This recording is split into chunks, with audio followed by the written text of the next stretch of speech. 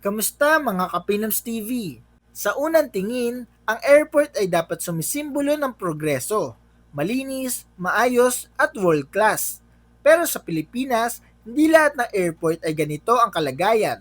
Sa kabila ng patuloy na pagdami ng mga biyahero at pag-unlad ng turismo, may ilang paliparan pa rin na tila naiwan na sa nakaraan. Kulang sa maintenance, hindi sapat ang pasilidad, at patuloy na nakakatanggap ng reklamo mula sa publiko. Sa video na ito, pag-uusapan natin ang 10 pinakapangit na airport sa Pilipinas ngayong 2026 base sa kasalukuyang kondisyon, feedback ng mga pasahero, at mga ulat tungkol sa kanilang operasyon. Handa ka na ba? Simulan na natin. Number 10, Dipolog Airport. Sa kabila ng mahalagang papel ng Dipolog Airport bilang pangunahing gateway sa Zamboanga del Norte, malinaw na hindi na ito sumasabay sa modernisasyon ng aviation industry sa bansa.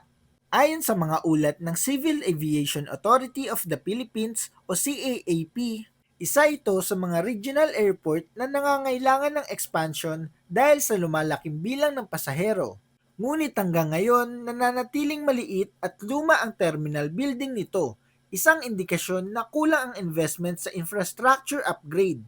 Isa sa pinakamadalas na reklamo ng mga pasahero ay ang sobrang sikip sa check-in area. Dahil sa limitadong espasyo, nagiging bottleneck ang proseso lalo na kapag sabay-sabay ang flights. Hindi rin sapat ang seating capacity sa pre-departure area, kaya maraming pasahero ang napipilitang tumayo o umupo sa sahig. Isang malinaw na paglabag sa basic passenger comfort standards na inaasahan sa isang airport. Bukod dito, malaking issue rin ng kakulangan ng maayos na baggage handling system. Sa halip na automated conveyor belts, may mga pagkakataon na mano-manong binubuhat o tinatambak ang mga bagahe. Hindi lamang ito inefficient, kundi nagdudulot din ng risk sa pagkasira o pagkawala ng gamit. Para sa isang gateway airport, ang ganitong sistema ay nagpapakita ng kakulangan sa modernization at operational efficiency. Number 9, Dumaguete Sibulan Airport. Kilala ang Dumaguete bilang isang university town at tourist hub, ngunit taliwas dito ang kalagayan ng kanilang airport. Sa pagdami ng turista at estudyante, hindi na kayang sabayan ng Dumaguete Sibulan Airport ang demand. Ayon sa Department of Transportation, kabilang ito sa mga airport na naka-line up para sa improvement, ngunit mabagal ang progreso. Ang layout ng terminal ay isa sa pinakamalaking problema nito. Hindi ito dinisenyo para sa mataas na passenger traffic. Kaya kapag sabay-sabay ang arrival at departure flights, nagiging magulo ang loob ng airport. May mga ulat pa nga na para bang nagiging palengke ang atmosphere dahil sa siksikan, ingay at kakulangan na maayos na crowd control system. Dagdag pa rito, madalas ireklamo ng mga pasahero ang sobrang init sa loob ng terminal. Kahit may air conditioning units, hindi ito sapat para sa dami ng tao lalo na sa peak hours. Ang mga restroom naman ay isa ring concern, kulang sa maintenance at kalinisan. Ang ganitong kondisyon ay hindi lamang inconvenience, kundi maaari ring makaapekto sa overall travel experience at public health standards. Number 8, Busuanga Francisco B. Reyes Airport. Ang Coron ay isa sa pinakamagandang tourist destination sa Pilipinas. Ngunit ang unang impresyon ng mga turista, ang airport ay kadalasang nakakabigo. Ayon sa feedback ng mga travelers at travel blogs, ang Busuanga Airport ay madalas ilarawan bilang bare bones o kulang sa basic infrastructure. Isa sa pinakakapansin-pansin na problema ay ang maliit at hindi protektadong terminal. Kapag bumaba ka ng eroplano, madalas ay kailangan mo maglakad sa ilalim ng araw o ulan dahil walang sapat na covered walkways. Para sa isang international tourist destination, ang ganitong setup ay hindi lamang inconvenient, kundi nakakasira rin sa overall tourism branding ng lugar. Bukod dito, madalas ding ireklamo ang mahal na presyo ng pagkain at serbisyo sa loob ng airport, kahit na simple lang ang facilities. May mga ulat din ng flight delays dahil sa kawalan ng night landing capabilities na nangangahulugang limitado ang operasyon sa daylight hours. Ang ganitong limitation ay nagpapakita ng kakulangan sa technological upgrades na mahalaga sa modern aviation standards. Number 7, Tacloban. Daniel C. Romualdez Airport. Matapos ang pananalasa ng Typhoon Yolanda noong 2013, naging simbolo ang Tacloban Airport ng rehabilitation efforts sa bansa. Ngunit makalipas ang maraming taon, marami pa rin pasahero ang nagsasabing hindi pa rin fully developed ang pasilidad nito. Ayon sa ilang ulat, patuloy pa rin ang mga construction at upgrades, isang indikasyon na hindi pa ito ganap na natatapos. Isa sa mga pangunahing reklamo ay ang makeshift na itsura ng ilang bahagi ng airport. Sa halip na modern at cohesive design, may mga bahagi na mukhang pansamantala lamang. Hindi ito ang inaasahang kalidad para sa isang major regional airport na nagsisilbi sa Eastern Visayas. Mas malala pa rito ang kondisyon ng maintenance. May mga ulat ng tumutulong kisame kapag umuulan, pati na rin ang hindi ka nais-nais na amoy sa mga banyo dahil sa poor ventilation system. Ang ganitong mga problema ay hindi lamang aesthetic issue. Ito ay direktang nakakaapekto sa hygiene at comfort ng mga pasahero. Number 6, Kalibo International Airport. Noong unang panahon, ang Kalibo International Airport ang pangunahing gateway papuntang Boracay. Ngunit sa pagdevelop ng Katiklan Airport, unti-unti itong nawalan ng relevance. Ngayon, mas marami ang tumuturing dito bilang isang inconvenient alternative kaysa sa isang ideal entry point. Ang isa sa pinakamalaking problema ng airport na ito ay ang overall design ng terminal. Maraming pasahero ang naglalarawan dito bilang parang warehouse, malaki pero walang proper organization at ambience. Kulang ito sa aesthetic appeal at hindi nagbibigay ng welcoming experience lalo na para sa mga foreign tourists. Dagdag pa rito, madalas ang reklamo tungkol sa napakahabang pila lalo na sa labas pa lamang ng terminal.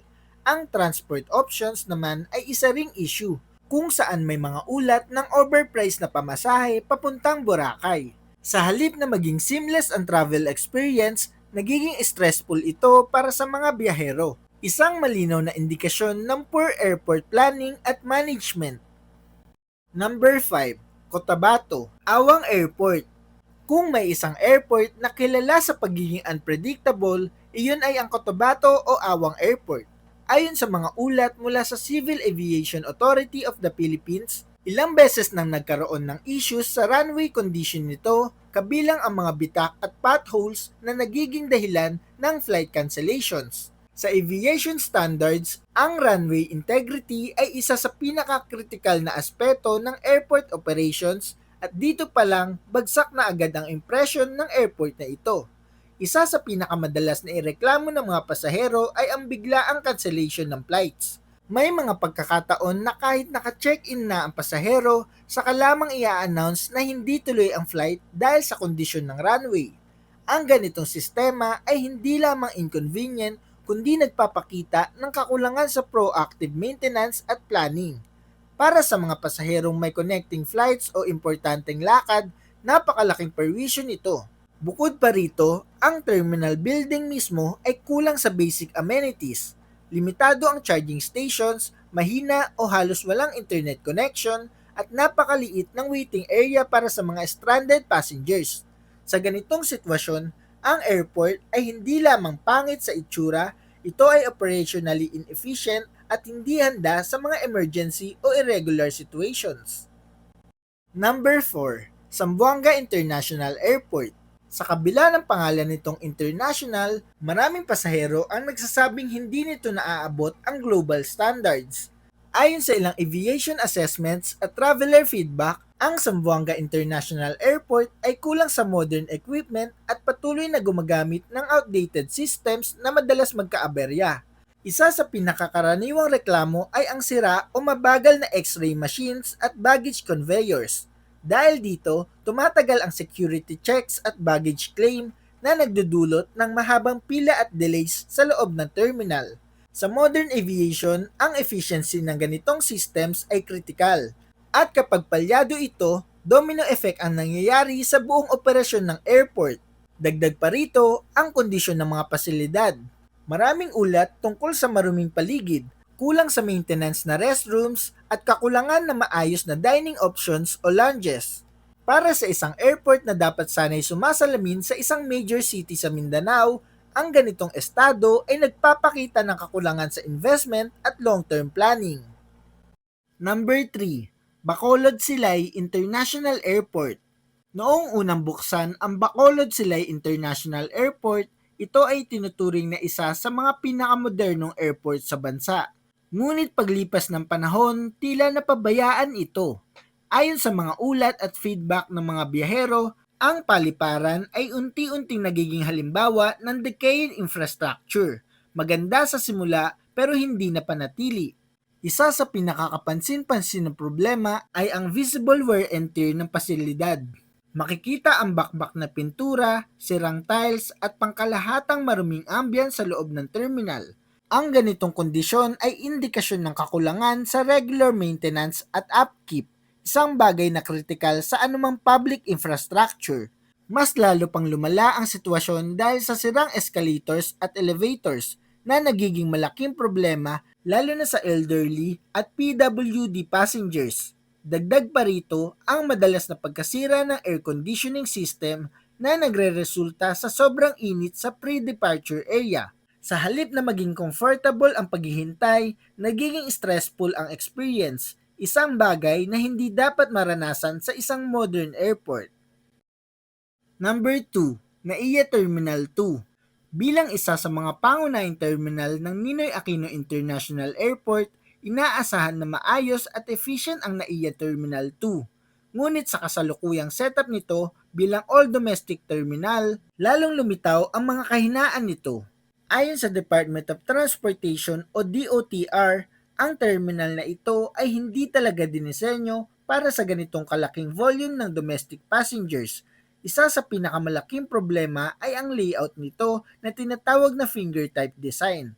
Dahil dito, napakahaba ng lakarin papunta sa boarding gates at kulang pa sa walkolators na makakatulong sana sa mga pasahero. Para sa matatanda, may kapansanan o may mabibigat na bagahe, ito ay isang malaking inconvenience na nagpapahirap sa travel experience. Bukod dito, madalas ireklamo ang kakulangan ng upuan sa waiting areas. Sa dami ng pasahero, maraming napipilitang umupo sa sahig, isang malinaw na indikasyon ng overcrowding. Limitado rin ang food options kumpara sa ibang terminals, kaya hindi rin sapat ang serbisyo para sa mga pasaherong may mahabang waiting time. Sa kabuuan, ang NAIA Terminal 2 ay isang halimbawa ng infrastructure na hindi angkop sa kasalukuyang demand. Number 1, NAIA Terminal 1. Sa lahat ng airport sa Pilipinas, ang NAIA Terminal 1 ang madalas ituring na pinaka-problematic, hindi lamang ng mga lokal kundi pati ng international travelers. Kahit na may ilang cosmetic renovations na isinagawa sa mga nakaraang taon, hindi nito natatakpan ang mas malalim na issue ng outdated infrastructure at poor layout design. Isa sa pinakamatinding reklamo ay ang congestion sa loob ng terminal. Dahil hindi ito dinisenyo para sa modern security at immigration protocols, nagkakaroon ng choke points sa iba't ibang bahagi mula check-in hanggang boarding. Ayon sa ilang international airport reviews, isa ito sa mga dahilan kung bakit madalas marang ang NAIA bilang isa sa mga worst airports in the world noong mga nakaraang taon. Mas lumala pa ang sitwasyon dahil sa mga ulat ng peste tulad ng surot at daga, pati na rin ang mabagal na baggage claim system kung saan umaabot na matagal bago lumabas ang mga bagahe. Ang ganitong karanasan ay hindi lamang inconvenient, ito ay nakakabawas sa tiwala ng mga biyahero sa kalidad ng airport services sa bansa. Sa huli, ang NAIA Terminal 1 ay nananatiling simbolo ng mga problemang kinakaharap ng aviation infrastructure sa Pilipinas. At iyon nga mga Kapinoms TV, ang 10 pinakapangit na airport sa Pilipinas.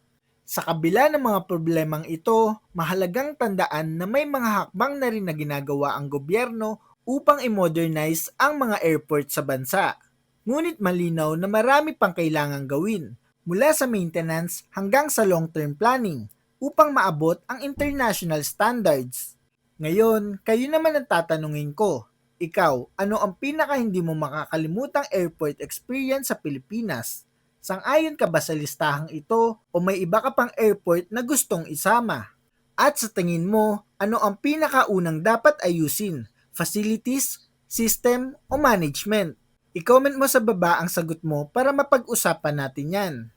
Kung nagustuhan mo ang video na ito, huwag kalimutang i-like, i-share ang video at mag-subscribe sa ating channel para updated ka sa mga paparating pa nating videos.